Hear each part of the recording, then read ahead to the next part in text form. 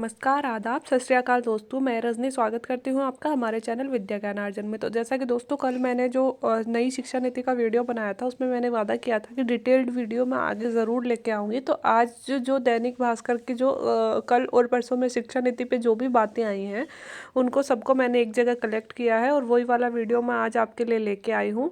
तो ये सारी दोस्तों भास्कर की नहीं, पत्रिका की न्यूज़ हैं और वही सारी मैंने यहाँ पे कलेक्ट की है। आप सब लोगों ने पढ़ी भी होगी, बस मैं अपनी तरफ से थोड़ा सा और वाइड रूप से आपको समझाने की कोशिश करूँगी।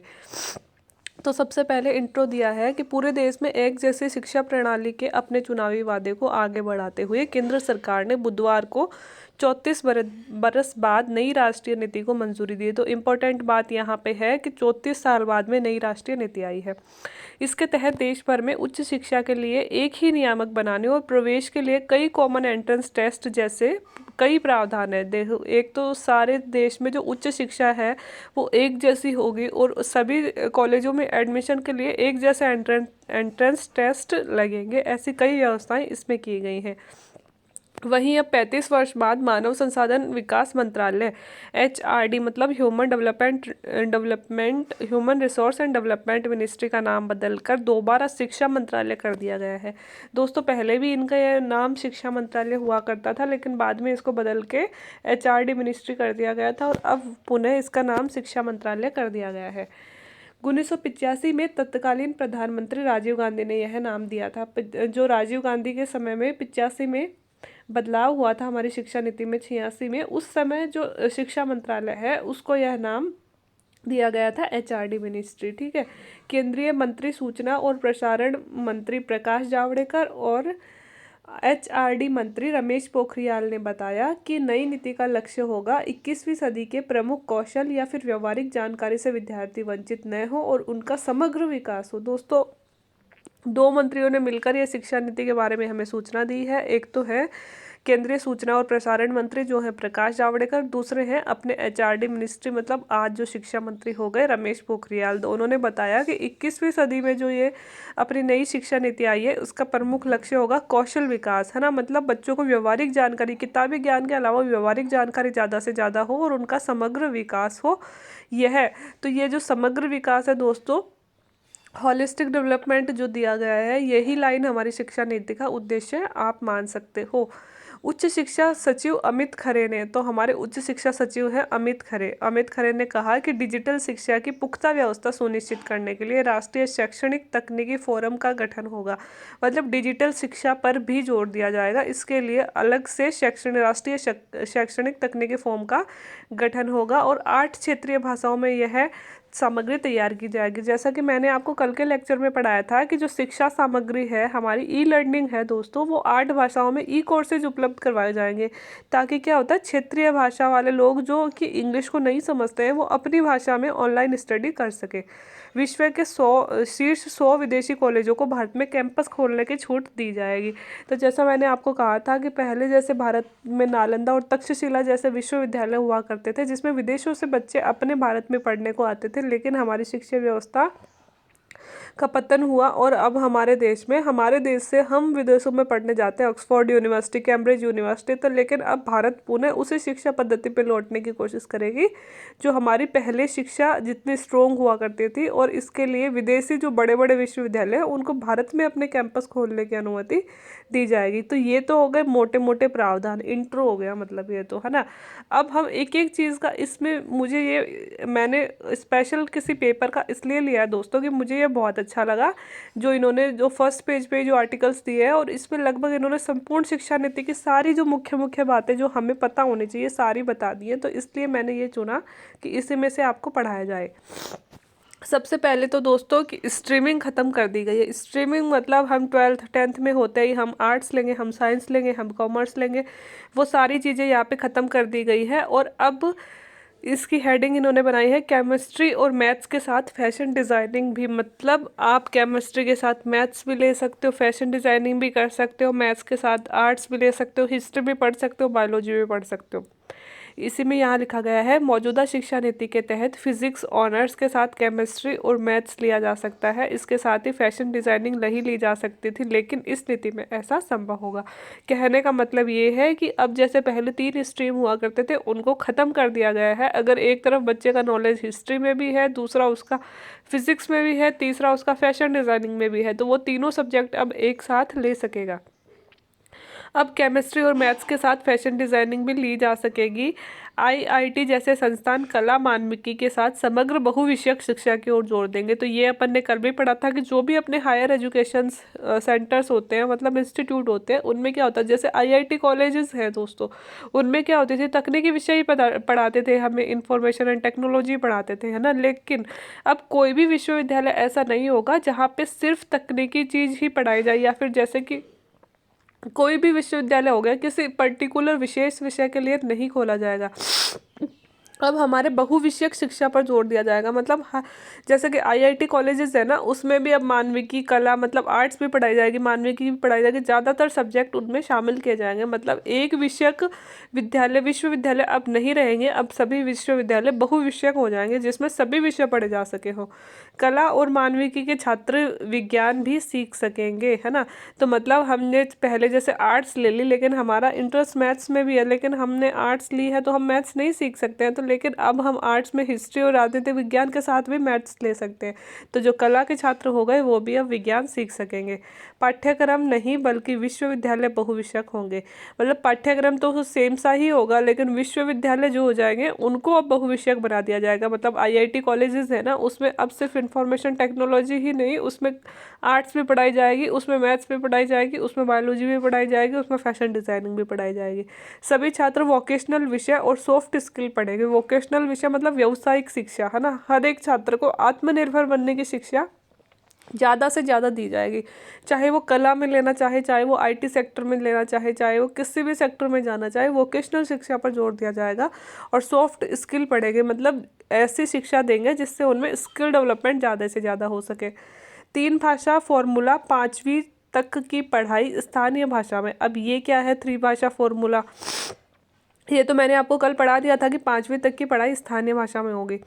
5वीं तक की पढ़ाई मातृभाषा में ही करवाई जाएगी। मतलब अब जो 5th तक की पढ़ाई होती है दोस्तों, जो प्राइमरी बोलते हैं 5th तक को अपन, तो वो हमारी मातृभाषा में होगी, क्षेत्रीय भाषा में होगी। जैसे अपन राजस्थान के निवासी हैं, अब बच्चे क्या होते हैं घर में जैसे मारवाड़ी बोल रहे, शुरू शुरू में उन्होंने मारवाड़ी बोलना सीखा, जैसे गाँव के बच्चे हो गए, और फिर जैसे स्कूल में जाते हैं उनको हिंदी और इंग्लिश सिखाया जाता है, तो वो क्या होता है उस माहौल में एडजस्ट ही नहीं हो पाते। तो बच्चों को स्कूल जाने में झिझक होने लगती है, डर लगने लगता है, क्योंकि वहाँ पे उनकी बोली समझने वाला कोई नहीं होता। वो अपनी लैंग्वेज में अपने इमोशंस जाहिर नहीं कर पाते टीचर्स के सामने। तो उसी एक गैप को ख़त्म करने के लिए ये कहा गया है कि शुरू शुरू में जो बच्चे होते हैं उनको उन्हीं की भाषा में शिक्षा दी जाए, है ना। तो ये है कि मातृभाषा में शिक्षा दी जाएगी।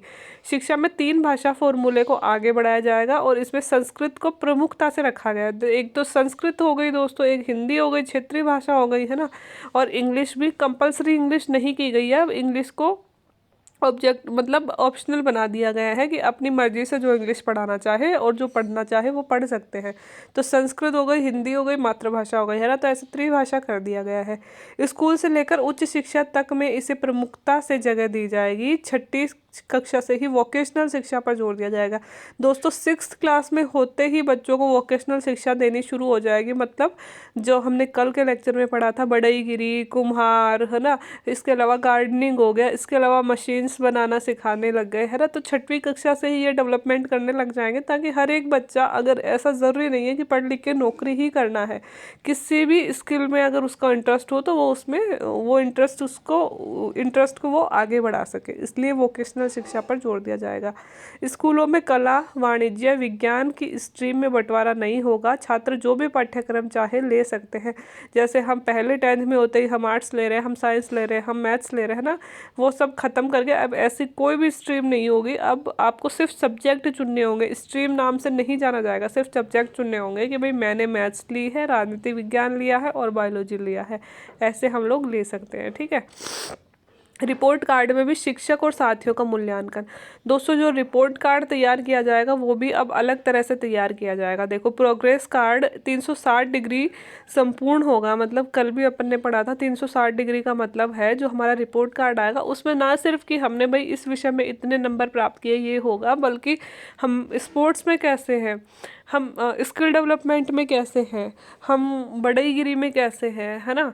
इसके अलावा जैसे हम खेलने कूदने में कैसे हो गए, इसके अलावा जैसे हम डिबेटिंग में कैसे हैं, कल्चरल एक्टिविटीज़ में हम कैसे हैं, है ना। अपना मानसिक स्वास्थ्य, बालक की जो मेंटल हेल्थ है वो कैसी है, फिजिकल हेल्थ कैसी है ना, बोलने की क्षमता उसमें कितनी है, उसका दिमाग कितना चलता है, ये सारी चीज़ें अब रिपोर्ट कार्ड में दर्शानी होंगी। ना केवल सिर्फ कि इस 6 सब्जेक्ट हैं स्कूल में, 6 सब्जेक्टों में ये नंबर आए ये बन गया रिपोर्ट कार्ड, नहीं, अब हर एक चीज़ का डिस्क्रिप्शन रिपोर्ट कार्ड में दिया जाएगा। रिपोर्ट कार्ड में शिक्षकों के अलावा साथियों और छात्रों द्वारा भी मूल्यांकन किया जाएगा। ना सिर्फ शिक्षक रिपोर्ट कार्ड बनाएंगे बल्कि उनके जो खुद के साथी हैं, छात्र हैं, वो भी इसमें मदद करेंगे। इसका मतलब है कि मकसद छात्रों के लर्निंग आउटपुट के साथ संपूर्ण विकास का मूल्यांकन होगा, कि मतलब अपना एक साथी अपन को बेहतर जान सकता है टीचर के भी मुकाबले, है ना। तो अगर बच्चे में कोई कमी है, कोई अच्छाई है, तो वो उसकी बाहर आ सके, है ना। लर्निंग आउटपुट के साथ उसका संपूर्ण विकास हो सके, यह इससे पता चलेगा। क्विज, खेल और व्यावसायिक शिल्प से जुड़े विभिन्न संवर्धन गतिविधियों के लिए बिना बस्ते वाले दिन को प्रोत्साहन दिया जाएगा। देखो बैगलेस डेज, ये बहुत बड़ा सुधार है दोस्तों, कि एक साल में 10 दिन ऐसे होंगे जिन्हें हमें बैग फ्री जाना होगा स्कूल में, मतलब बिना बैग के बच्चों को जाना होगा। और उन 10 दिनों में सिर्फ हमें या तो क्विज कराएंगे, खेल खिलवा लेंगे, या फिर कोई वोकेशनल ट्रेनिंग, है ना, व्यावसायिक शिल्प से जुड़े, जैसे ड्राइंग करवा ली, जैसे हमें मिट्टी के बर्तन बनाना सिखा दिया, जैसे हमें पौधारोपण करना सिखा दिया, पौधों की कटिंग करना सिखा दिया। ये सब चीज़ें हमें सिखाई जाएंगी ताकि आगे चलकर हमें नौकरी नहीं मिलती है तो हम में जो स्किल है अंदर छुपा हुआ वो बाहर आ सके और हम आत्मनिर्भर बन सके, है ना। नई शिक्षा नीति के जरिए ज़्यादा किताबों की जगह बच्चों के संपूर्ण विकास पर जोर दिया जाएगा। इम्पोर्टेंट बात है दोस्तों, किताबी ज्ञान के अलावा बच्चों का हॉलिस्टिक जो अप्रोच है, हॉलिस्टिक डेवलपमेंट है, वो होना चाहिए। इस पे नई शिक्षा नीति में जोर दिया गया है। अब है बोर्ड परीक्षा का नया पैटर्न, है ना। 6ठी से वोकेशनल शिक्षा, बोर्ड परीक्षाओं के पैटर्न में भी बड़ा बदलाव आएगा। ये कल के लेक्चर में भी अपन ने पढ़ा था कि बोर्ड खत्म नहीं होगा, लेकिन जो बोर्ड एग्जाम लेने का पैटर्न है वो बदल जाएगा। सीबीएसई की बात करें तो गणित विषय की तरह सभी विषय 2 भाषाओं में पढ़ाए जाएंगे। मतलब कि अगर सीबीएसई में जैसे होता है गणित विषय की तरह सारे जो विषय हैं वो 2 भाषाओं में अब पढ़ाए जाएंगे। राज्यों की बोर्ड परीक्षाएं ज्ञान के अनुप्रयोग को जांचने पर आधारित होंगे, ना कि रटने की क्षमता पर। अभी तक बच्चों में जो है स्कूल में पढ़ा दिया, ट्यूशन में पढ़ा दिया, जो किताबों में लिखा हुआ उन्हें रट लो, लेकिन व्यवहारिक जीवन में उनका कोई उपयोग नहीं। तो इस शिक्षा के बजाय उन्हें व्यवहारिक ज्ञान कितना है ये देखा जाएगा और ये ही सिखाया जाएगा। हर विषय के लिए वस्तुगत और विवरणात्मक दोनों तरह की परीक्षाएं होंगी। एक एग्जाम होगी दोस्तों जिसमें प्रैक्टिकल चीज़ें करवाई जाएंगी, और एक एग्जाम होगी जिसमें अपन को डिस्क्रिप्टिव मतलब पेपर टाइप अपना लिया जाएगा। ऐसा कुछ पैटर्न बनाया जाएगा। कक्षा 6 से व्यावसायिक शिक्षा व इंटर्नशिप मिलेगी, मतलब कक्षा 6 से ही हमारी व्यावसायिक शिक्षा शुरू हो जाएगी। 6 में आते ही बच्चों को कुछ ना कुछ स्पेशल सिखाने लग जाएंगे। जैसे 6 में हमें बढ़ईगिरी सिखा दी, 7th में हमें मैकेनिकल सिखा दिया, है ना, 8th में हमें सिखा दिया गार्डनिंग सिखा दिया। तो बच्चे क्या है हर एक कला में निपुण बनते जाएंगे। अभी के जो बच्चे उनको पौधों से कोई मतलब ही नहीं है, उनको हम पूछे भी जाके कि ये किसका पौधा है, उनको पता ही नहीं है, क्योंकि उन्होंने किताबों से बाहर कुछ देखा ही नहीं है। लेकिन ज़रूरी है, अब आजकल के बच्चों को जैसे हम लोग हैं, हमें क्या मिट्टी के बर्तन बनाने आते हैं? नहीं आते ना। तो जैसे अभी लॉकडाउन हुआ है तो क्या हम लोग ड्राइंग कर सकते? नहीं कर सकते। क्यों? क्योंकि हमें कभी सिखाया ही नहीं गया, हमें तो सिर्फ किताबी ज्ञान दिया गया है ना। तो कुछ लोग तो आगे की शिक्षा ऐसे होगी कि कोई भी परिस्थिति आए व्यक्ति आत्मनिर्भर हो, है ना। आत्मनिर्भर का मतलब है कि अपना जीविकोपार्जन खुद कर सके, सिर्फ एक सरकारी नौकरी पे ही वो डिपेंड ना हो, है ना। तो इसके लिए उनको शिक्षा, व्यावसायिक शिक्षा दी जाएगी। साथ ही वो इंटर्नशिप भी कर सकते हैं, जैसे कि स्पेशल डिग्री अगर वो किसी में लेना चाहते हैं, इंटर्नशिप करना चाहते हैं, तो वो भी 6th क्लास से ही शुरू हो जाएगी। जैसे कि आजकल चाइना में, जापान में, अमेरिका में मोस्टली बच्चे दोस्तों उनको 6th 5th क्लास से ही शुरू कर दिया जाता है। छोटे छोटे बच्चे 6th 7th के बच्चे तो वो लोग घड़ी बना लेते हैं घर पे, है ना। और मतलब 10th में होते होते तो वो कंप्यूटर बनाना सीख जाते हैं, है ना। तो उनको वोकेशनल शिक्षा ज़्यादा दी जाती है। इसीलिए तो अपन चाइनीज़ प्रोडक्ट इतने सस्ते में लेते हैं, क्योंकि वहाँ पे ये बहुत ज़्यादा संख्या में बनते हैं, क्योंकि उन लोगों में स्किल है इस चीज़ को बनाने का। उनकी शिक्षा ऐसी रही है, हमारी शिक्षा कभी ऐसी रही ही नहीं है। तो हमारे कंप्यूटर कौन बनाएगा? जो 12th बाद में IT सेक्टर में जाएगा, वहाँ पे पढ़ेगा, वो बनाएगा ना, हम तो कहाँ बनाएंगे। तो ये क्या होता है कि अब इसके लिए इंटर्नशिप भी दी जाएगी और 6th से ही वोकेशनल शिक्षा शुरू कर दी जाएगी, और इसकी प्रैक्टिकल ट्रेनिंग मिलेगी हर चीज़ की। ऐसे नहीं है कि किताबों में पढ़ दिया एक मशीन कैसे बनती है, घड़ी कैसे बनती है। इनकी हमें प्रैक्टिकल करके सिखाया जाएगा, हमसे बनवाया जाएगा, और बाद में इसकी एग्ज़ाम्स ली जाएंगी। इसी तरह से कंप्यूटर कोडिंग भी हम सीख सकते हैं। कंप्यूटर कोडिंग का मतलब होता है दोस्तों कि किस तरह से सॉफ्टवेयर बनाते हैं, है ना, किस तरह से कंप्यूटर में डाटा अपलोड करते हैं, उन डाटाओं का इंटरप्रिटेशन कैसे करते हैं। ये सब चीज़ें जो आगे चलकर, अभी सर्विस सेक्टर में इंडिया जो उभरता हुआ आगे बढ़ रहा है, अब हमारे छोटे छोटे बच्चे ये सब सीख सकेंगे, है ना। कंप्यूटर से संबंधित पूरा नॉलेज, है ना, सॉफ्टवेयर बनाना, अपलोड करना, ये करना, वो करना, सब कुछ बच्चों को पता होगा। NTA कराएगा प्रवेश परीक्षा, MPhil खत्म हो जाएगी।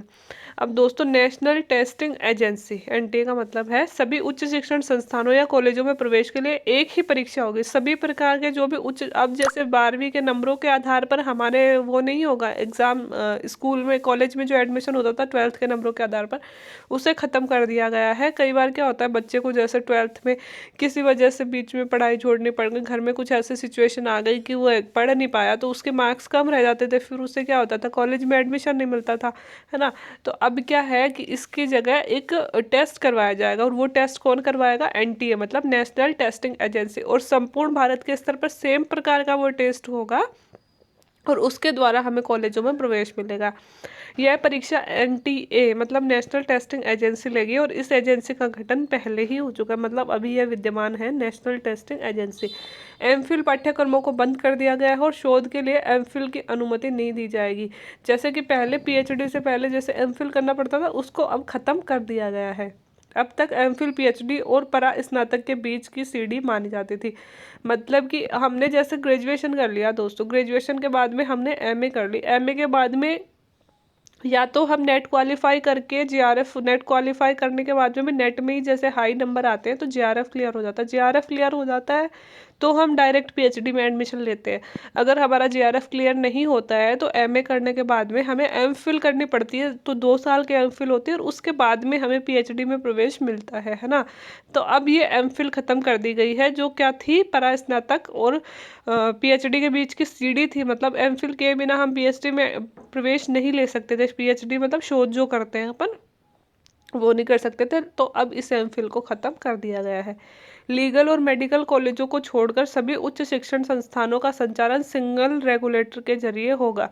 मतलब कि अब ये तो हमने पढ़ लिया कि एक ऐसी हायर एजुकेशन अथॉरिटी बनाई जाएगी जो सभी जो अपने हायर इंस्टीट्यूट है उनको, जो पहला टॉपिक ही अपन ने पढ़ा था, उनको मतलब नियमन करेगी उनका। लेकिन जो लीगल कॉलेजेस, मतलब लॉ से रिलेटेड जो कॉलेज है, और इसके अलावा जो मेडिकल कॉलेज है, इनके नियम अलग होंगे आज भी, है ना। इनको यह अथॉरिटी नियमन नहीं करेगी, इनके लिए अपने पर्सनल रूल्स होंगे। बाकी सभी जो बड़े शिक्षण संस्थान हैं उनके लिए सेम ही अथॉरिटी काम करेगी।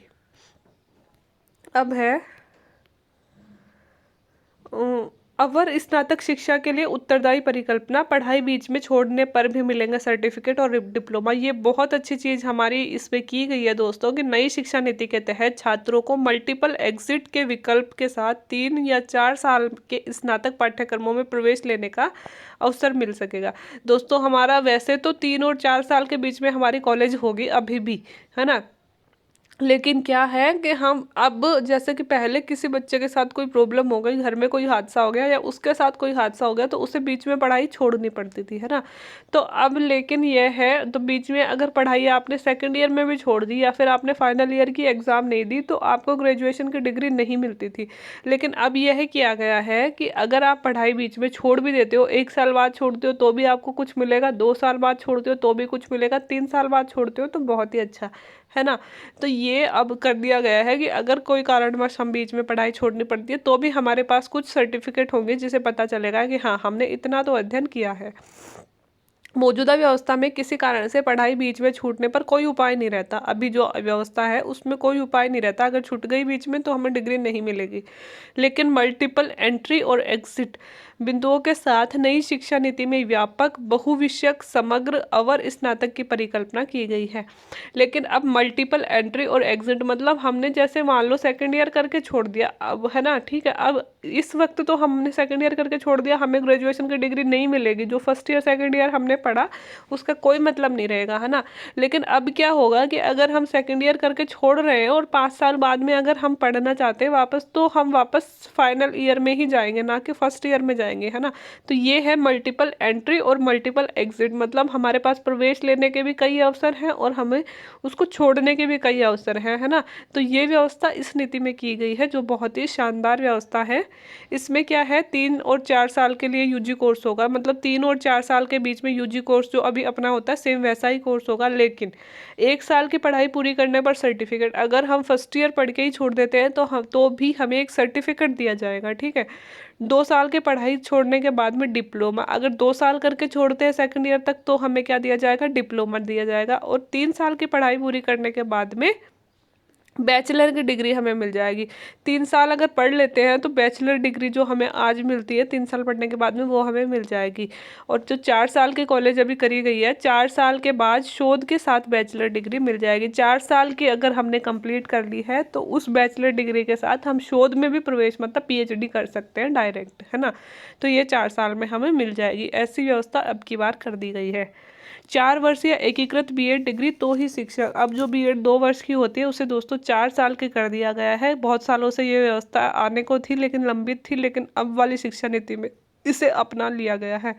एनसीईआरटी के साथ मिलकर एनसीटीई नया national curriculum framework for teacher education, है ना, 2021 तैयार करेगा और 2030 तक शिक्षक बनने के लिए न्यूनतम अर्हता 4 वर्षीय एकीकृत बीएड डिग्री की जाएगी। अभी ये नहीं करी जा रही है लेकिन 2030 तक इसे अनिवार्य कर दिया जाएगा कि जो भी बीएड कर रहे हैं उनकी 4 साल के बीएड हो गई, है ना। इससे क्या होगा, घटिया पृथक टीचर एजुकेशन संस्थानों पर सख्त कार्यवाही भी की जाएगी। जो भी घटिया और मतलब ऐसे एजुकेशन सिस्टम है, संस्थान है, उन पे भी सख्त रूप से कार्यवाही किया जाएगी। मतलब सरकार कोशिश कर रही है कि जो आने वाले टीचर हों वो भी बेहतर टीचर आए ताकि बच्चों को बेहतर शिक्षा दे सके। समूची शिक्षा के लिए, समूची उच्च शिक्षा के लिए देश में एक ही नियामक शोध के लिए यूएस की तरह नेशनल रिसर्च फाउंडेशन बनाया गया। दोस्तों सबसे बड़ी बात तो है कि जो अब हमारी पीएचडी होगी उसके लिए नेशनल रिसर्च फाउंडेशन बनाया गया है, नामक संस्था की स्थापना की जाएगी जो हमें पीएचडी करने के लिए विशेष जो स्कॉलरशिप वगैरह होती है वो दिया करेगी, है ना। और अमेरिका में एनएसएफ मतलब नेशनल साइंस फाउंडेशन की तर्ज पर सरकार एनआरएफ नेशनल रिसर्च फाउंडेशन ला रही है। अमेरिका में ऐसा नेशनल साइंस फाउंडेशन है, उसकी तरह हमारे देश में बनेगा नेशनल रिसर्च फाउंडेशन जो हमारे शोध को बढ़ावा देगा। इसमें न केवल साइंस बल्कि सोशल साइंस भी शामिल होगा। इसमें सारी चीज़ें शामिल होंगी, साइंस और सोशल साइंस। ये बड़े प्रोजेक्ट की फाइनेंसिंग करेगा। जो भी पीएचडी वगैरह बच्चे कर रहे हैं उनको ज़्यादा पैसे देने पड़ते हैं तो उनके लिए यह फाइनेंसिंग करेगा क्या, नेशनल रिसर्च फाउंडेशन, ठीक है। अब है उच्च शिक्षा नियामक मतलब HECI, है ना। ये है कि ये जो सभी बड़े संस्थान हैं उनका नियमन करने के लिए यह संस्था बनाई गई है, उच्च शिक्षा नियामक। तो इसमें लिखा गया है समूची उच्च शिक्षा मेडिकल और कानूनी शिक्षा को छोड़कर उच्चतर शिक्षा आयोग के अधीन होगी। इस आयोग के अधीन होगी, जो मैंने बार बार बता दिया कि मेडिकल और कानूनी शिक्षा को छोड़कर बाकी सभी बड़े जो संस्थान हैं वो इसी के अधीन होंगे। ये जो HECI है दोस्तों ये 4 भागों में बटा होगा। कल के वीडियो में मैंने बताया था राष्ट्रीय उच्चतर शिक्षा नियामक परिषद, एक तो ये होगा जो इन सारे संस्थानों पे नियंत्रण करेगा। दूसरा होगा सामान्य शिक्षा परिषद, यह इनके लिए मानक निर्धारण करेगा, ठीक है। तीसरा होगा उच्च अनुदान परिषद, यह फंडिंग का काम करेगा कि इनको कहाँ कितने बजट की जरूरत है। और चौथा है राष्ट्रीय प्रत्यायन परिषद, यह इनको मान्यता देने का काम करेगा, ठीक है। ऐसे जो हमारा उच्च शिक्षा नियामक है वो होगा। देश में कैंपस खुलेंगे। विश्व के 100 विदेशी कॉलेजों को भारत में कैंपस खोलने की छूट दी गई है। लगभग 100 विदेशी कॉलेज हैं जो अब भारत में कैंपस खोल सकेंगे।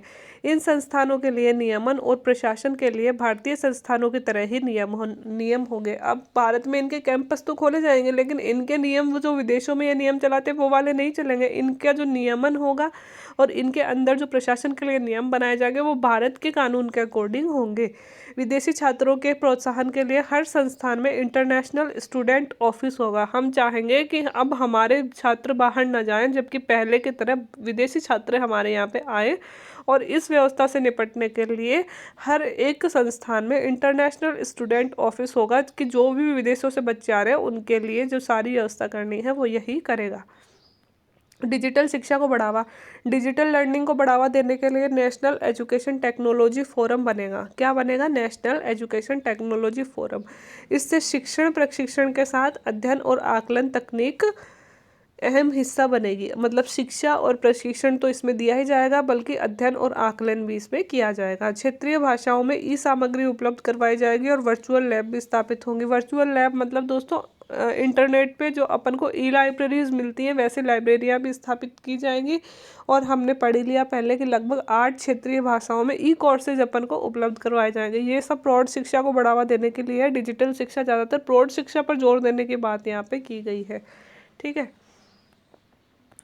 इसके अलावा 1986 में आई थी मौजूदा शिक्षा नीति, तो ये भी मैंने कल आपको बता दिया था, एक बार फिर से देख लेते हैं। देश में मौजूदा शिक्षा नीति को 1986 में तैयार किया गया था। 1992 में उसमें सुधार किए गए थे। भाजपा में 2014 में लोकसभा चुनाव के दौरान ही नई शिक्षा नीति को अपने चुनावी घोषणा पत्र का हिस्सा बनाया गया था। देखो दोस्तों, वैसे तो पहली शिक्षा नीति, अब ये हमारी केवल तीसरी ही शिक्षा नीति है। पहली शिक्षा नीति 1968 में, दूसरी 1986 में और तीसरी इसमें सुधार किया गया था। सिर्फ ये तीसरी शिक्षा नीति नहीं थी। 1992 में जो 86 में बनाई गई थी इसी में कुछ सुधार किया गया था। और अब तीसरी अब हमारी आई है 2020 में, है ना। तो जो भाजपा सरकार इसे लेके आई है, उन्होंने 2014 के चुनावी घोषणा पत्र में घोषणा की थी कि हम एक नई शिक्षा नीति लेके आएंगे, और उसी वादे को इन्होंने निभाया है। इसरो के पूर्व चीफ के कस्तूरी रंगन के अगुवाई वाले पैनल ने तैयार किया मसौदा।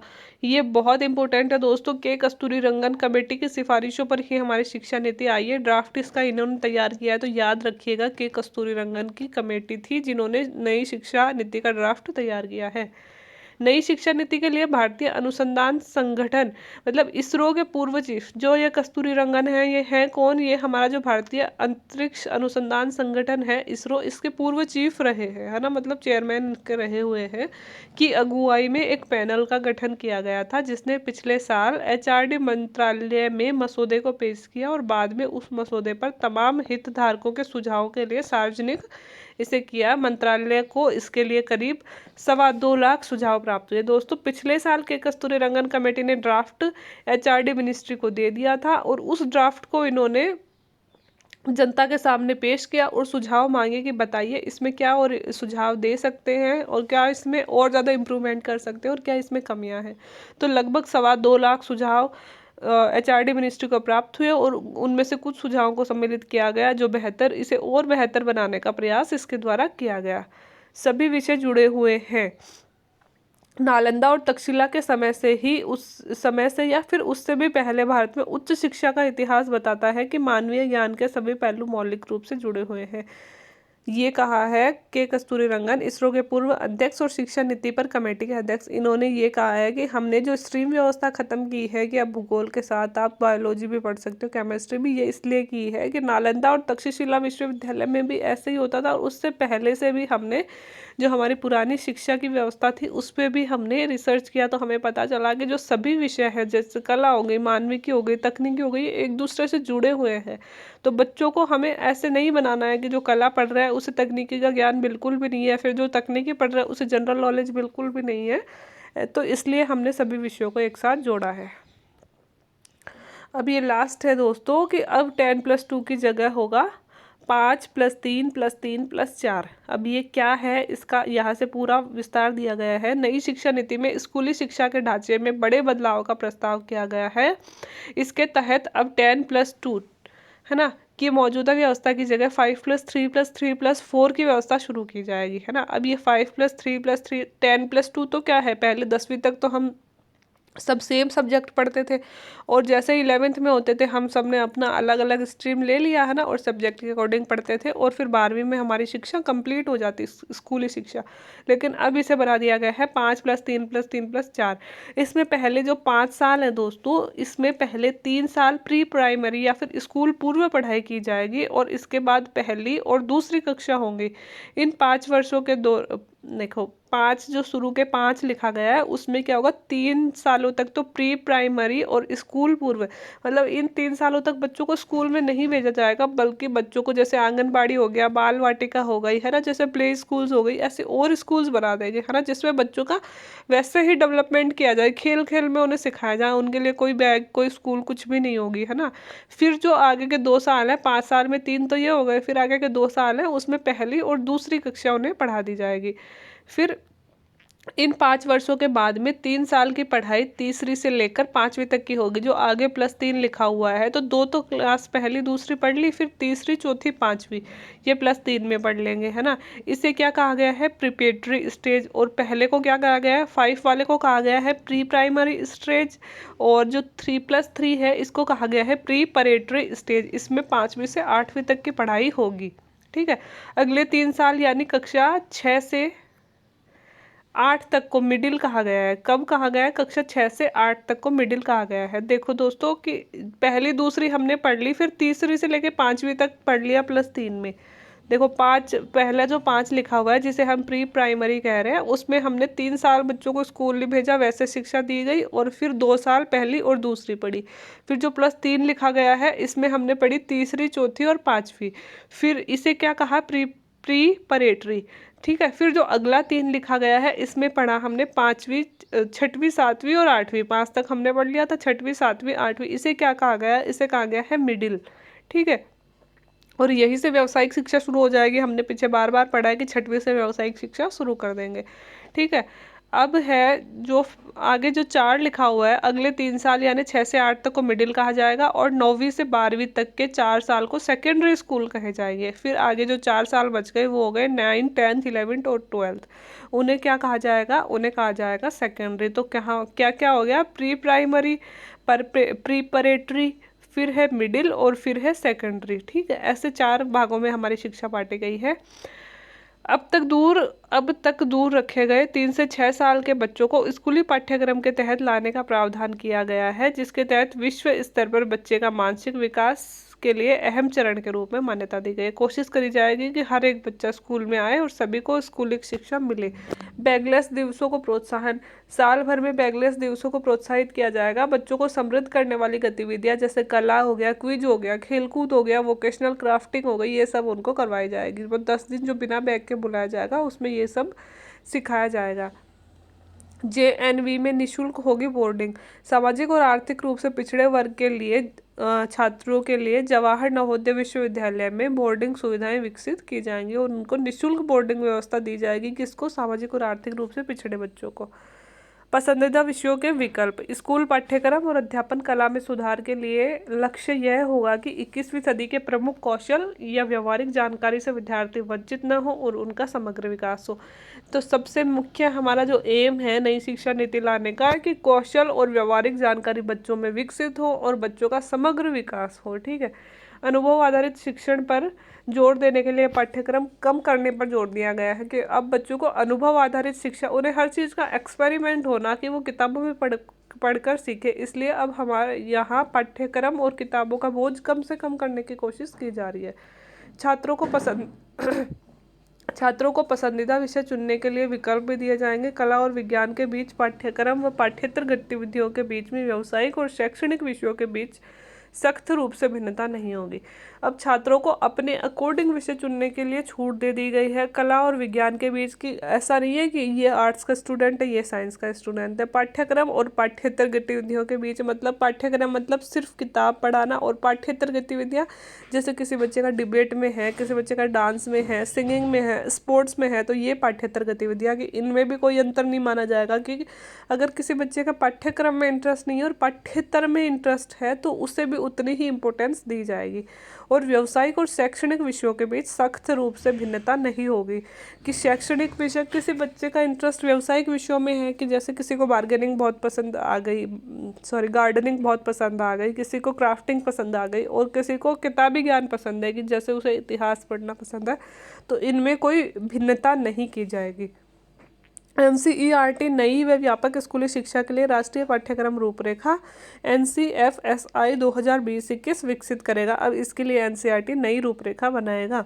अब कला, संगीत, शिल्प, खेल, योग, सामुदायिक सेवा जैसे विषय भी पाठ्यक्रम में सम्मिलित होंगे। मतलब कला भी होगा, संगीत भी होगा, शिल्प भी होगा, मतलब कोई ना कोई हॉबी विकसित करना, खेल भी होगा, योग भी होगा, आदि सभी विषय हमारे पाठ्यक्रम में सम्मिलित होंगे।